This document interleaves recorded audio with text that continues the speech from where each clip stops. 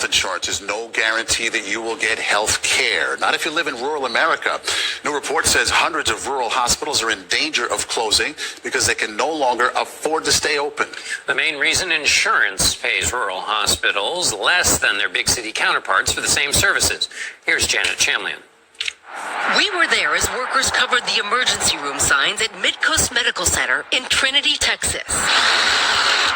The sight of medical workers leaving for the last time, signaling this is one of the latest rural hospitals to shut its doors. I think how sad it is. Marjorie Polvino runs the hospital board. It has a huge impact on the committee. We will lose lives.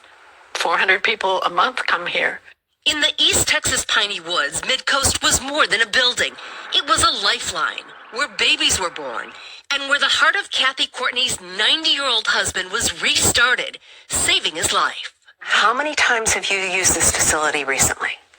I'd say about 6 times in the last 14 months. The closure, hospital officials tell us, was driven by the same factors that have closed other rural hospitals. Low reimbursement rates from elderly patients' Medicare and Medicaid coverage, which made up most of the hospital's budget. Hospitals in urban areas get significantly more reimbursement from their patients who have private insurance, which tends to pay more. Republican proposed cuts to Medicaid could leave more than 8.5 million people uninsured and force even more rural hospitals to close. A new report finds almost 750 rural hospitals are at risk of closing. Courtney's husband is now home and doing well, but the 87-year-old isn't sure she could drive that far if she or her husband of 65 years had another emergency. When your husband had a heart attack recently, how long did it take you all to get here? Probably 10 minutes, 15. And if you had to go to the next closest hospital, how long would that have taken? Over half an hour. Is that the difference between perhaps life and death? I would say it is.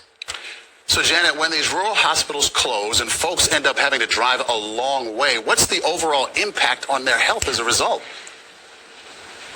They often give up on preventative care, things like regular checkups, and that can lead to the delayed, diagnosis of something like a serious illness like cancer. What about the effect of these hospitals closing on the community, Janet? It is beyond the hospital. These hospital workers shopped in the stores, they ate in the restaurants.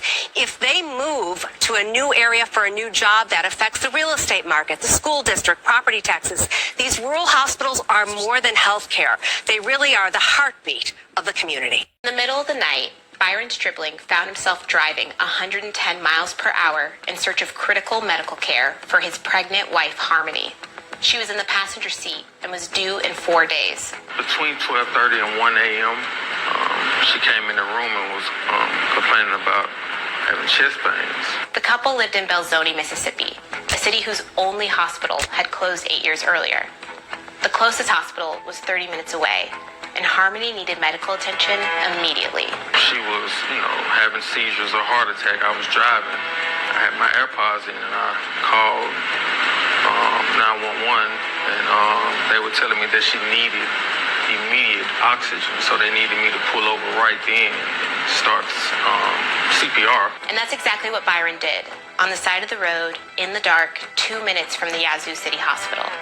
The ambulance took another 15 minutes to get to the scene, but it was too late. If my wife had oxygen sooner, it's a possibility that my daughter would have survived. And who's to say it's a possibility that she would have survived? Tragedies like Byron's play out all across rural America, where a total of 195 hospitals have closed since 2005, and 600 more are on the line. These hospitals aren't closing because rural Americans require less care. No, that would make too much sense. What's actually playing out in plain sight is maddening. Health insurance companies and politicians playing partisan games have conspired to create a crisis with life-threatening implications. Byron's home state of Mississippi is the poster child for this. Nearly 50% of the state's rural hospitals are currently in danger of closing. So we went to the Magnolia State to investigate what happened, who exactly is responsible, and how simple solutions with nearly zero cost could stop these lethal closures, potentially saving lives like Harmony's.